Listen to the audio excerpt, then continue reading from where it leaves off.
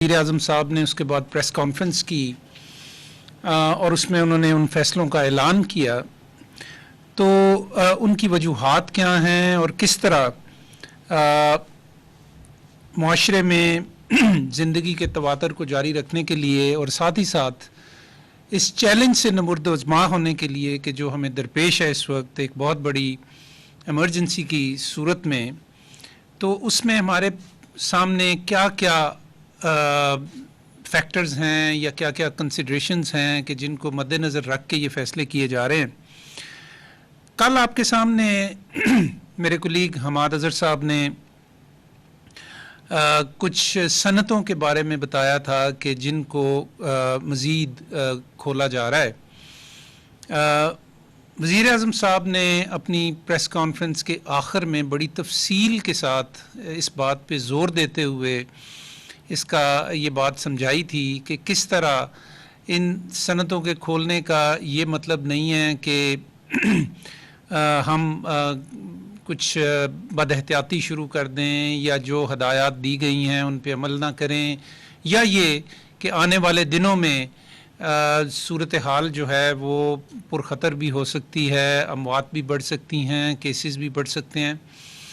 तो इस हवाले से उन्होंने इस बात पे बहुत ज़ोर दिया था कि यकीनन हमारे तखमीनों के मुताबिक तो केसेस और अमवात कम हैं पाकिस्तान में, और ख़ास तौर पे जब हम उनका मुकाबला करते हैं दूसरे मुल्कों के साथ तो बहुत कम है। लेकिन इसका कतन ये मतलब नहीं है कि हम किसी तरह भी एहतियात का दामन जो है उसे छोड़ दें। तो इन दोनों चीज़ों को मिलाते हुए जिन सनतों का कल ऐलान हुआ खोलने का, उस हवाले से कल भी बात हुई थी, लेकिन हमें काफ़ी इस सिलसिले में ईमेल्स भी आई हैं, मैसेजेस भी आए हैं कि जी ख़ास तौर पे कंस्ट्रक्शन के हवाले से, लेकिन कंस्ट्रक्शन के अलावा जो मैन्युफैक्चरर्स के लिए यानी कारखानेदारों के लिए और दुकानों के ऊपर जहाँ ये चीज़ें बिकनी हैं, जहाँ ये चीज़ें बननी हैं, और तामीराती शोबे में भी यानी कंस्ट्रक्शन के शोबे में भी काफ़ी दफ़ा हमने इसका ज़िक्र किया जी कि हमने इस सिलसिले में अपनी गाइडलाइंस मुरतब की हैं। तो सवाल ये थे कि आज के ये गाइडलाइंस कहाँ हैं, ये किसने बनाई हैं, ये कैसे बनी हैं और इनका मतन क्या है। तो मैं बहुत इख्तिसार के साथ, क्योंकि वक्त कम होता है, आपको सबसे पहले तो ये बताना चाहता हूँ जी कि ये गाइडलाइंस के बनाने का जो अमल है ये वफाकी वज़ारत सेहत इस पे माहिरीन के मशवरे के साथ और आलमी अदारा सेहत और दूसरे ऐसे बड़े इदारे जो दुनिया में हैं जिनकी बात बड़ी मुस्तनद मानी जाती है और उनकी एक क्रेडिबिलिटी है, तो उनकी गाइडलाइंस को सामने रखते हुए और अपने मुकामी माहिरीन की राय को सामने रखते हुए ये गाइडलाइंस मुरतब की जाती हैं। और पाकिस्तान में ये सारी गाइडलाइंस जो हैं कोरोना वायरस के हवाले से, ये हमारा जो स्पेशल प्लेटफॉर्म हमने बनाया हुआ है वज़ारत सेहत की वेबसाइट से मुंसलिक, जिसका के एड्रेस है covid.gov.pk covid.gov.pk। तो वहाँ पे तमाम हमारी गाइडलाइंस, स्टैंडर्ड ऑपरेटिंग प्रोसीजर्स जिनको SOPs कहते हैं और प्रोटोकॉल्स, ये सब वहाँ पे मौजूद हैं, इंक्लूडिंग कंस्ट्रक्शन, मैन्युफैक्चरर्स और शॉप्स। अच्छा, इसका ये भी थोड़ा सा आपको बताता चलूँ कि इसमें बुनियादी तौर पे वो तमाम एहतियातें कि जो हम आम तौर पे लोगों को बताते हैं कि सोशल डिस्टेंसिंग के हवाले से या समाजी मेल जोल के हवाले से हमें बरूए कार लानी चाहिए ताकि हम इस बीमारी के फैलाव को रोकने का सबब बन सकें, तो उन्हीं असूलों की बुनियाद पे ये गाइडलाइंस बनाई जाती हैं। मसलन अगर दुकानों के बारे में हम गाइडलाइन जाती हैं, मसलन अगर दुकानों के बारे में हम गाइडलाइंस की बात करें तो वहाँ पे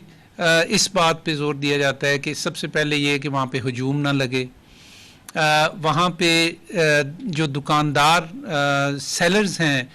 वो बहुत ज़्यादा ना हों, वहाँ पे जो गाहक हैं उनकी स्क्रीनिंग करके अंदर वो जाएं, وہاں پہ چند ایک گاہکوں کی ڈپینڈنگ اپون کہ دکان کا سائز کیا ہے وہاں پہ بہت زیادہ گاہک اکٹھے نہ ہو جائیں. تو مطلب یہ کہ ایسی احتیاطیں کہ جو ہم سوشل ڈسٹینسنگ کے حوالے سے آپ کو بتاتے رہتے ہیں, انہی کا اطلاق ہے دکانوں کی صورت میں, انہی کا اطلاق ہے کارخانوں کی صورت میں, اور انہی کا اطلاق ہے کنسٹرکشن کی صورت میں. اچھا, اس میں ایک اور چیز میں بتاتا چلوں کہ اس میں تھوڑا سا ہم ان گائیڈ لائنز کے اندر ذمہ داریوں کے حوالے سے بھی بات کرتے ہیں کہ مثلاً دکانداروں کے حوالے سے دکانداروں کی کیا ذمہ داری ہیں اور انہوں نے کن چیزوں کو یقینی بنانا ہے. اسی طرح وہاں پہ جو گاہک ہیں ان کی کیا ذمہ داریاں اور انہوں نے اپنے آپ کو کیسے مینیج کرنا ہے. مثلاً اگر کوئی بہت رش ہے اور اگر آپ نے قطار بنانی ہے تو قطار کے میں لوگ جو کھڑے ہیں ان کے درمیان ایک مناسب فاصلہ ہونا چاہیے.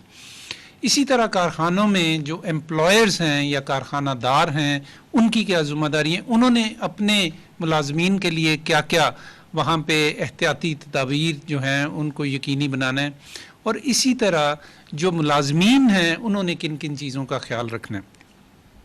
یقیناً اس میں ایک چیز یہ مد نظر ہے کہ ہم ان صنعتوں کو, ان دکانداروں کو اور ان کنسٹرکشن کی ان اقسام کو پہلے مرحلے میں اجازت دے رہے ہیں کہ جو ہمارے خیال میں نسبتاً لو رسک ہیں, اور ایک تو اس چیز کو ہم مد نظر رکھتے ہیں اور دوسرے پھر اس بات پہ زور دیتے ہیں کہ ان کے اندر ہم نے سوشل ڈسٹینسنگ کی جو پالیسیز ہیں یا صفائی ستھرائی کے حوالے سے جو پالیسیز ہیں ان کو کیسے ہم نے امپلیمنٹ کرنا ہے. تو آپ سے گزارش یہ ہے کہ اگر آپ یہ گائیڈ لائنز تفصیلاً پڑھنا چاہتے ہیں تو ہماری ویب سائٹ سے ان کو ڈاؤن لوڈ کر لیں اور ان کو اپنے اپنے تناظر میں اپنے اپنے طریقے سے اپنے اپنی سیٹنگ کے اندر امپلیمنٹ کریں. دوسرے میں آپ کو یہ بھی بتانا چاہتا ہوں کہ اس میں اکاؤنٹیبلٹی کا بھی ایک میکانزم ہے. کل بھی اس کے اوپر تھوڑی سی بات ہوئی تھی کہ جو امپلائرز ہیں یعنی جو دکاندار ہیں یا کارخانہ دار ہیں یا وہ لوگ جو ٹھیکیدار ہیں جو اپنی یہ عمارتیں بنوا رہے ہیں, ان کی ذمہ داری زیادہ ہے کہ وہ اپنے ملازمین کی صحت کا کووڈ-19 کے حوالے سے خیال رکھتے ہوئے ان کی ذمہ داری زیادہ ہے کہ وہ ایسے انتظامات کریں, اور اس حوالے سے ان کو اگر وہ نہیں کریں گے تو وہ اس کے لیے جواب دہ بھی ہیں, کیونکہ یہ ایک کنڈیشنل اقدام ہے. اس کے ساتھ یہ شرط عائد کی گئی ہے کہ یہ صنعتیں اس لیے کھولی جا رہی ہیں کہ ایک تو لوگوں کو روزگار ملے اور ان کی زندگیاں آسان ہوں, لیکن اس کے ساتھ ساتھ وہ ایسے حالات میں وہاں پہ کام کریں کہ جہاں بیماری کے پھیلاؤ کا سبب نہ بنے بلکہ اس کے اوپر کنٹرول قائم رہے. تو اس کے ساتھ ساتھ اب میں آپ کو چند ایک اعداد و شمار بھی بتانا چاہتا ہوں.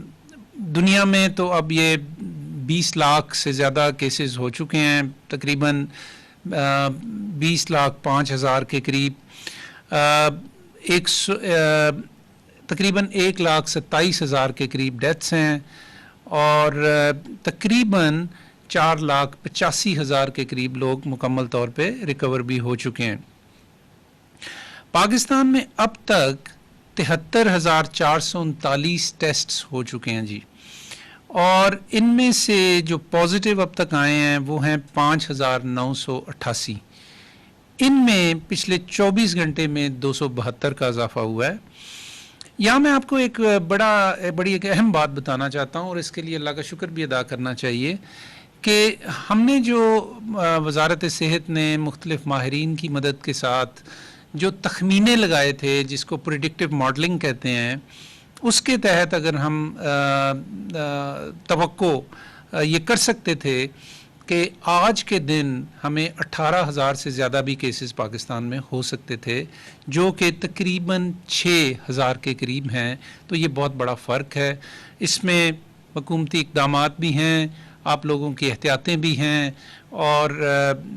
مختلف جو دیگر اقدامات کیے گئے ان کا بھی اثر ہے. لیکن میں یہ سمجھتا ہوں کہ اس میں کئی شاید ایسے عوامل بھی ہیں جن کی ہمیں ابھی سمجھ نہیں ہے, اور سب سے زیادہ اہم بات یہ ہے کہ اللہ کی رحمت شامل حال ہے. لیکن اس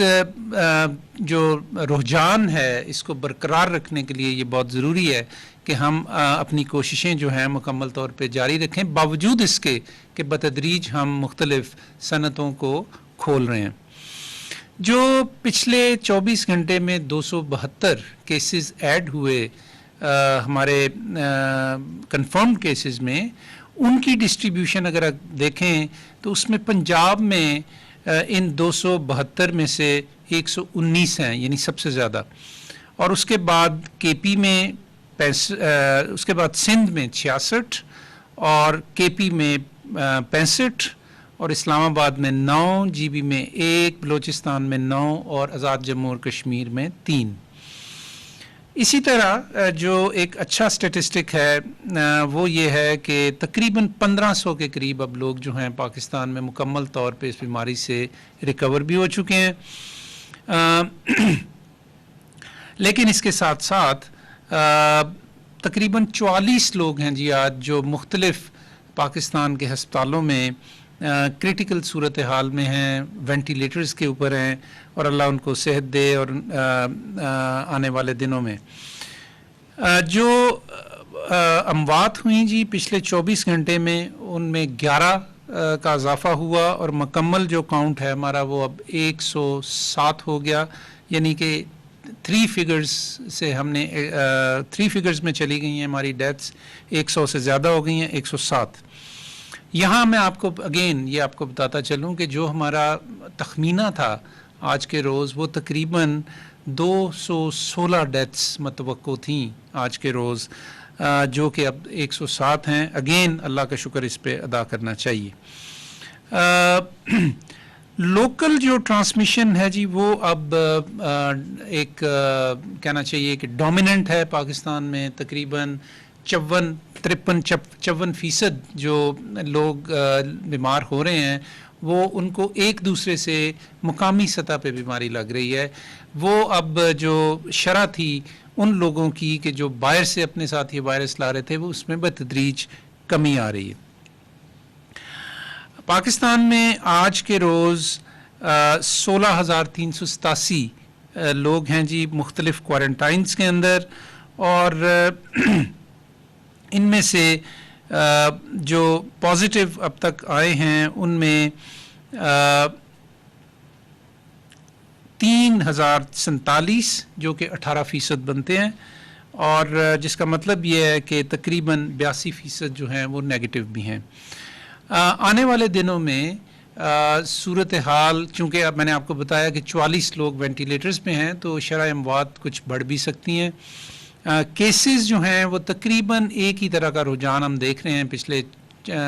5-6 دنوں کے اندر۔ اللہ کرے کہ یہ اس سے بھی کم ہو جائے۔